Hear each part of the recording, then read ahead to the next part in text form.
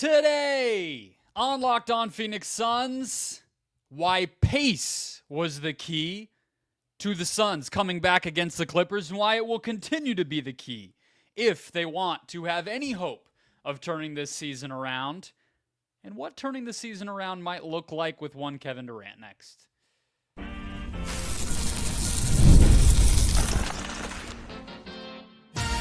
You are Locked On Suns, your daily Phoenix Suns podcast, part of the Locked On Podcast Network, your team every day.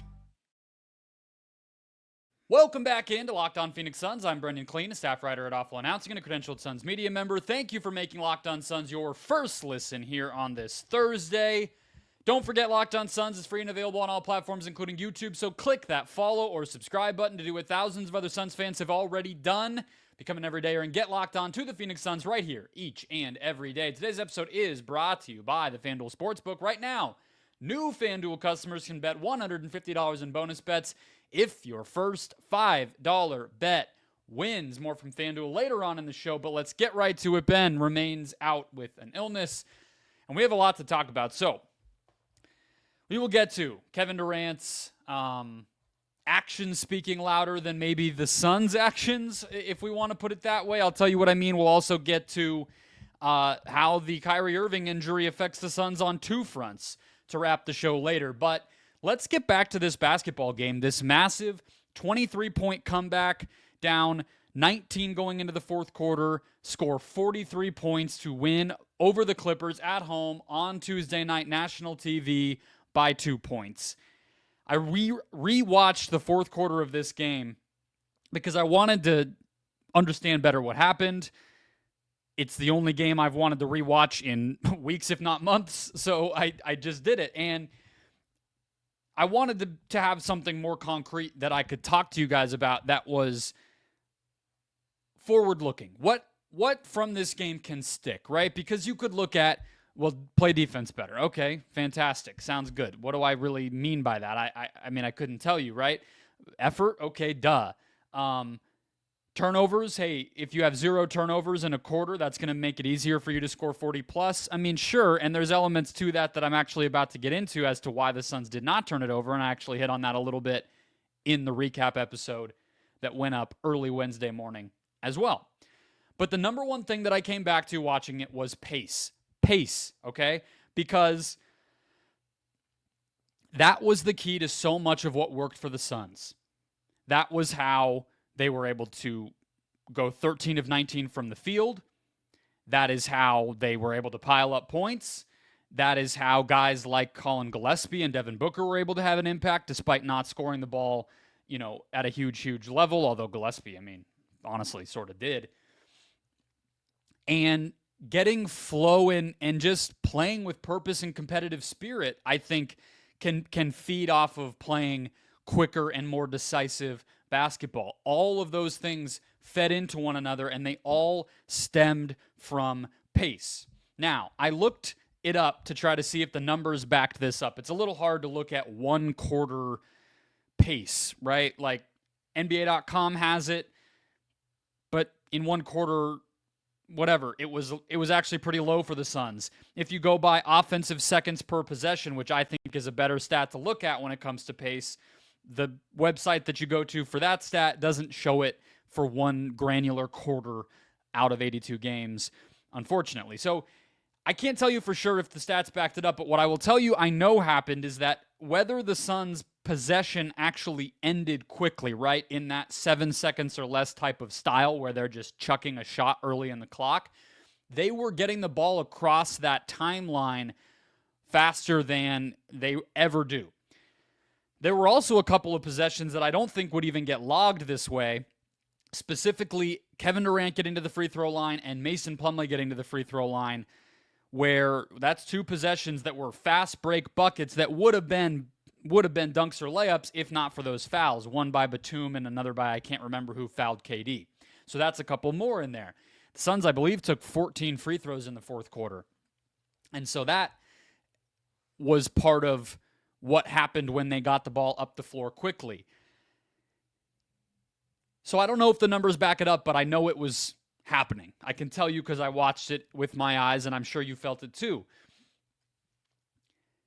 So pace can feel a little bit similar to what I was saying with defense, where it's like, all right, well, is the grand takeaway play faster? Well, ta-da, we knew that already. We've known that for 3 years. This team needed to play faster. What am I really getting at here? Well, the how of it is, I think, what matters looking forward, all right? The how did they play fast? It wasn't just run faster, although that obviously is part of it. You got to move. But hit-ahead passing and looking for those opportunities. And this is where I think Gillespie made a huge impact. There were 3 or 4 times where Colin Gillespie got the ball, whether it was off of a rebound or just, he was basically playing point guard for this team a lot of the time, and they were just getting it to him to initiate. His eyes were up. This is what Tyus Jones was supposed to be doing all season for this team. I don't know where the wires got crossed on that, but it hasn't happened. With Gillespie, it did. So if you're making a case for him to be on the court more, it's not just the dude made shots and played with energy and blah, blah, blah, confidence, etc. It's this too. He was looking for shooters, spraying out as he, ran the ball up the court. He was finding his other ball handlers that he could get it up the court to quicken the process of getting those transition opportunities. All those things add up over the course of quarters and then, of course, over the course of games. Then we get to Devin Booker, who obviously because Bradley Beal was hurt, when Gillespie didn't have the ball initiating, it was Book. And it was just, honestly, like if you're talking, I always say this when we're talking about pace. I think any basketball fan knows it, but it's important to just distinguish, right? Pace can mean fast break, transition, sprinting down the court, getting those buckets that show up in the box score as fast break and everything else, points off turnovers, whatever. But then there's also pace just in the half court, playing decisive and piling up decisions quickly over the course of a possession, right? Think about like the Spurs with, that second prime that Duncan kind of had when the guys were older and Kawhi was there. Some of those beautiful possessions that would go viral online where those dudes were just sharing the ball, moving, making good decisions. That's pace too. But they weren't the best transition team in the league. Tim Duncan's not running down the court for a lob dunk, but that's pace also. And so that's kind of the other element that I saw in this game. Gillespie and some of those fast break moments were definitely part of it. But in the half court, it was Devin Booker. And it was Devin Booker just working and in the ways that are just so glaringly obvious for this team. And here's where I'll throw KD in there as well. This fourth quarter when they were, I think Book is feeling better physically. KD is obviously had a great season. Offensively, he's been honestly awesome all throughout. And then you get an injection from somebody like Gillespie, and Grayson Allen makes a couple shots, and you have screen setters and rollers who are playing well like Richards and Plumlee were, and it's not rocket science here. That is the making of an offense that can be elite. If you can get, because this is just how they typically play, Devin Booker's a guard, like this is just what it's going to be, possessions where you can get Devin Booker going downhill when he's feeling right physically and he can draw attention, get the defense into rotation, start moving the ball, and generate open shots, you're just going to be incredibly difficult to guard. Like, it doesn't really need to be complicated because it is not complicated. You saw Kevin Durant score 8 points in the first minute of this quarter, which led to the stretch of him pumping the crowd up that I talked about in the recap episode early on Wednesday. From a lot of the same stuff. Just simple, one was a broken play, whatever, but a lot of it just started with either a super high screen with just running a pure pick and roll because the Suns knew Zubats was not a defender who was going to be able to blitz and get the ball out of Booker's hands the way that teams like to do. Set a really high screen with Plumlee. Booker's, basically at a sprint downhill with the ball. The defense has to panic. Somebody's going to be open. When you have Kevin Durant on the weak side, what are you going to do, right? You add in the idea of Booker, sprinting off an off-ball screen when you have an actual capable secondary ball handler like Gillespie out there. Now you have Booker coming. He can either catch the ball, he can sprint into a screen, he can be a decoy. You have another screen setter and a big man, and then you still have Kevin Durant either in a separate off-ball action or you have him spacing, and the defense is just getting pulled in too many directions, and they can't keep up. It's just, it's almost hard to be like super over the moon because it should have been happening all season. It could stop happening again as soon as Friday. Again, I'm not sitting here telling you this is going to be a switch flipping, an inflection point, everything's, sunshine from here on out, pun intended. But what I am telling you is it worked. It will continue to work. And if they play this way, they're going to be hard to stop. That's how they won against the Clippers. It's how they put up 40 freaking 3 points.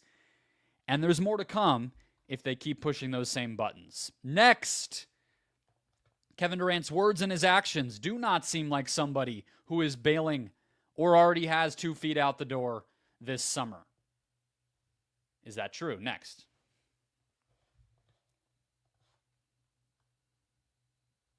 First, today's show is brought to you by BetterHelp. Who is in your support system? We all need people to lean on, whether it's friends, family, mentors, or professionals. Even the strongest leaders and athletes know what asking for help looks like, and they know that it makes them better. Therapy is one of the best ways to ask for help and build that strong support system. It's not just for tough times. It can be for setting boundaries, developing coping skills, and just becoming the best version of yourself on a day-in, day-out basis. What I love most about BetterHelp is that it is not just about those emergencies or crisis moments. It's a tool for self-improvement, stress management, and navigating life's challenges. Best of all, BetterHelp is fully online. It has over 30,000 licensed professionals to help you find the right person and keep tinkering until that person comes. You can switch around and find the right fit anytime at no extra cost. So build that support system right now with BetterHelp. Starting now, I should say. It's not going to happen overnight, but visit BetterHelp.com/LockedOnNBA to get started and get 10% off that first month. That's BetterHelp, HELP.com/LockedOnNBA. Alrighty, we're keeping the show rolling. Don't forget to sign up for the Locked On Suns daily newsletter if you have not already. That's at LockedOnDaily.com. All you got to do is type in your email address. You get the top Suns news, NBA news, great analysis from our staff of writers, plus fantasy advice, all in one place, free for you, supports us big time. Okay.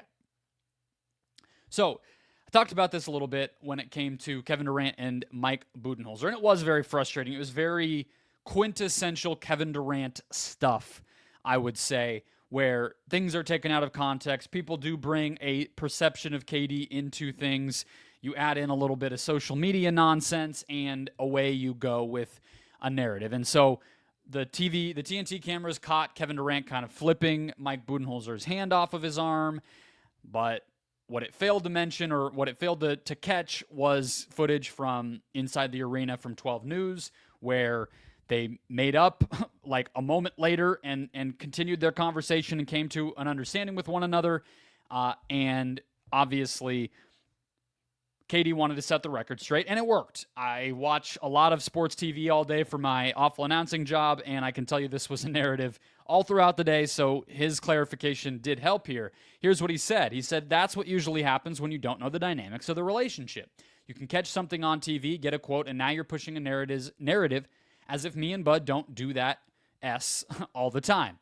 We're competitive as two individuals who want to see things the right way." He said, "Sometimes my way isn't the way Bud wants to do it, and vice versa. He allows me as a player on the team, a veteran on the team, to voice my opinion. And if we both didn't care, we wouldn't have stuff like that." Basically, point being,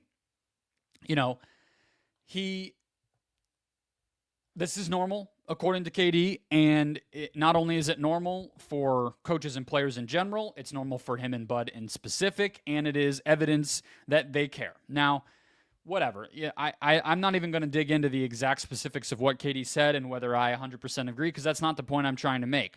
The point that I'm trying to make is that he said it, that he went out of his way to not only defend himself and say like this was taken out of context. But to go even further, he later said he understands where I'm coming from. I understand exactly where he's coming from. It's just people on the outside that don't get the dynamics of our relationship, right? So KD didn't have to go this far with it. He didn't have to go out of his way to say that him and Bud have, this type of communication all the time, that they both care, that they're on the same page as far as, the idea of getting better. Obviously, in this exact moment, they were not on the same page. But KD didn't have to say this. He didn't have to go this far with it and basically give Bud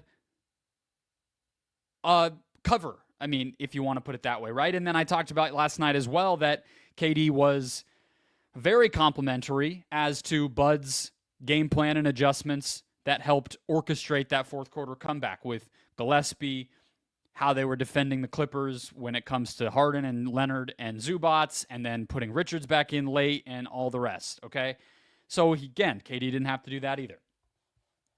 Then you fast forward to Wednesday where this is a fun subplot that I honestly had kind of forgotten about, but Ryan Dunn's brother is in the White Sox system as a baseball player. He's a pitcher. And the White Sox, of course, play spring training here. I can't remember which stadium they're at. Is it the Dodgers one? I think it might be. And so the team went out to go watch Justin, Ryan Dunn's brother, pitch today at that facility. And KD showed up. It's nothing huge. I'm not trying to make it a massive sort of deal here, but when you add in this Bud thing, and then you add in that KD, continues to be part of the team in this way, even if it's just symbolic, even if he was there for 45 minutes and then left and then went and, freaking played video games or went back to the facility, I don't care. It's not about what, it's about that it happened.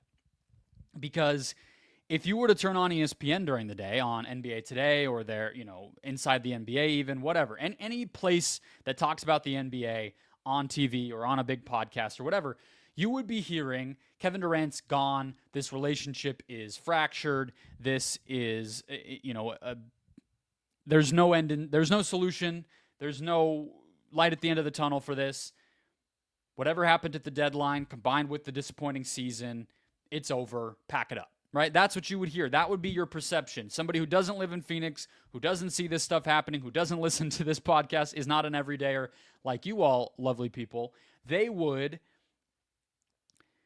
think, wow, what a mess in Phoenix. KD, this and that.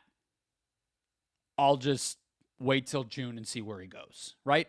And again, just like I said with pace or any of the things and the positivity that kind of has come off of this comeback against the Clippers, I'm not telling you that that's not true. Maybe it is just there's no solution. Maybe KD is as good as gone and nothing's changed. Maybe. But what I will tell you is KD doing this at the very least tells me that from his standpoint, that's not the case, right? If he's not going to be on this team next year, heck, even if he thought Bud was on his way to getting fired, like a lot of us might be starting to think is coming, he wouldn't be doing this, right? Like, I understand there's a level of professionalism and there's a level of just positivity and, being about the right thing that everybody tries to have regardless of the situation. But there's a difference between putting your head down and just getting through the rest of the season. And I would even throw in KD pumping up the crowd as another example within this whole thing, where that's another level of it, right? So the question becomes, well, one, this kind of does need to be that type of bigger inflection point in order for anything I'm talking about to happen, right? For KD to want to stick around, for any of that to actually play out. They need to at least make the play-in, maybe even win a couple games there and make the playoffs and have the great honor of being smashed to smithereens by the Oklahoma City Thunder. I mean, I don't know. That's about the best-case scenario at this point. But getting there, I think, is a start. Like, having the season not end as a complete embarrassment, humiliation. That would be the first thing. But if we get to the summer and some of these little symbolic things and signals end up meaning that KD is at least open to considering playing the final year of his contract out and being on this roster next season. The question becomes, is there a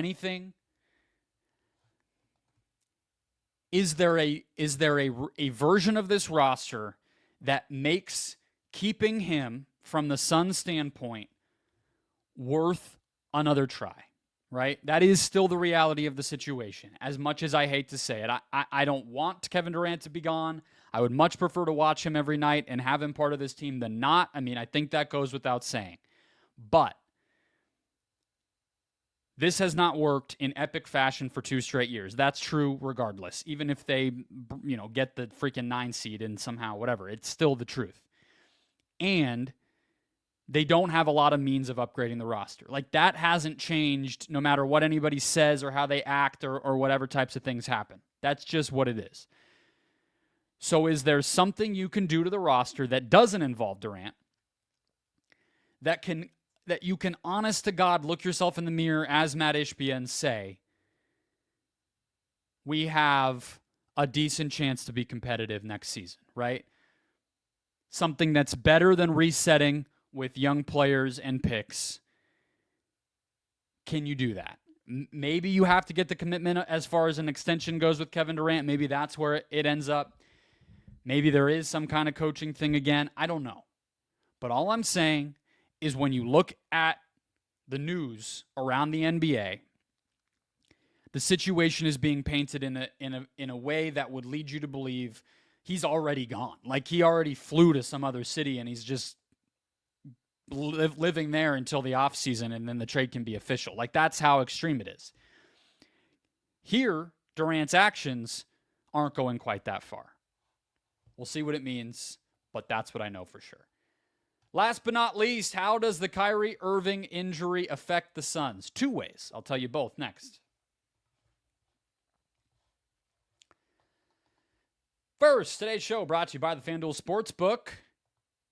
Man, it's March. You know what that means. But before then, the NBA action is just getting started when the game tips off, because there's no better place to get in on all of it than FanDuel, America's #1 sportsbook. With FanDuel, you can place live bets throughout the game, so even if you miss the opening tip-off or want to bet on a fourth quarter comeback, you can stay right in on the action. And if you're looking for a bigger payout, you can even combine those live bets into a same-game parlay. But here's what I'm most concerned about for you guys, which is getting you the bonus bets. 150 of them to be specific if your first $5 bet wins. And where do we go to get that but the wonderful world of college basketball, where there are massive favorites on a nightly basis.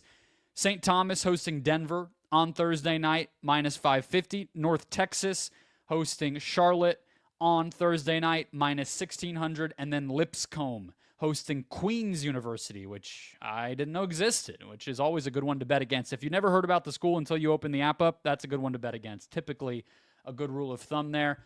All of those massive favorites give you a great shot at that first $5 bet winning, which means $150 in bonus bets at FanDuel.com. Make every moment more with FanDuel, the official sports betting partner of the NBA. Closing out the show. All right, let's do it. So, of course, you all know, if you care about basketball, as I know you all do, lovely everydayers, you know that Kyrie Irving tore his ACL. That was on, Monday night. Landed awkwardly in a drive into the lane. It looked worse than just an ACL. Maybe it is. I don't know. But at the very least, you're talking about Kyrie missing basically all of next season. Things would have to be perfect for him to come back very, very late March, April, when he's already in his 30s and has some knee history and all that. Okay, but this is not about the Mavs. This is about the Suns. And as genuinely gutting as that Kyrie injury was for him, who has kind of remade his career in Dallas and was having a very good season and was kind of the only beacon of hope for the Mavericks fan base, it does have 2 very concrete impacts for the Suns looking forward. One is this season. We had all been talking about whatever the Suns were going to need to do to pass the Kings in the play-in, or at one point before Wembanyama went down, it was like, hey, can they keep the Spurs at bay and all this sort of stuff. There's still the Portland factor, which we'll see. But the Mavs have suddenly they've entered this free fall even before Kyrie got hurt because Anthony Davis was hurt. Gafford, Lively, all their guys have just gone down. But now with Kyrie, like their offense is just going to really struggle to score points. We don't even know if or when AD will come back. Like they are a good bet to just fall out of this. They are still 3 full games ahead of the Suns. I believe the Suns do play them at least one more time. And that presents a golden opportunity for the Suns to slide into the play-in. Considering the Suns also now have a dominant tiebreaker over the Clippers, they're only 3.5 games back from the Clippers. Like, that's now 2 teams that I would say the Clippers aren't going to fall the same way Dallas will. But things have turned around a little bit, even just by beating LA and by having this Kyrie injury sink Dallas's season. So that's one. I would say because of this Kyrie injury, I was on the Suns aren't going to catch up side of things, and now I'm on the I think the Suns will at least get to 10 side of things. Portland does have the tiebreaker over the Suns, but the Suns are up 1 game for now. So, we might have to be talking about the Trailblazers a little bit more, but that's where I'm at. So that's one. The other one is, if we are facing down a situation where the Suns do ultimately decide to trade Kevin Durant, I think it is clear that they will work with him and that he will go to a contending team. Even despite losing Luka Doncic, maybe even because of losing Luka Doncic, I think there was a credible case that Dallas would be one of the teams in on Durant this summer. It would have been a little difficult with the money to get there. It probably would have required 3 teams, but you've already heard Ben and I talk multiple times about, hey, some picks plus Lively. Like I'm at least interested in that. Lively would be a perfect sort of center to have going forward in the NBA, and he's young and whatever. Well, now I don't think with Kyrie rehabbing an injury and an older team already and everything, like I just don't think you're going to be getting Kevin Durant into the Mavericks orbit. Like that's just not sensible at this point. I don't think he would be as interested, especially because Kyrie is the guy he knows best on that team. He's just the relationship standpoint. If Kyrie's going to be, in the freaking training room all year, then what's the value of that relationship even anyway? And so, look, I guess I say that. And when they first teamed up, KD was in the, rehabbing the Achilles the whole time. So maybe, but I think them not being contenders is the ultimate part of that.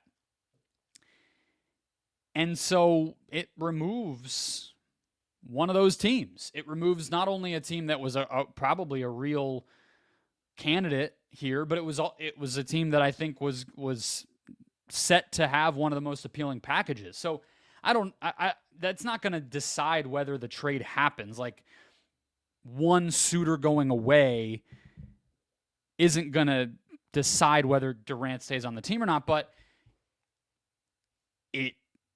it might impact the Suns' thinking a little bit, if there's less awesome suitors, then that means there's less of a bidding war, which means the overall kind of price goes down a little bit.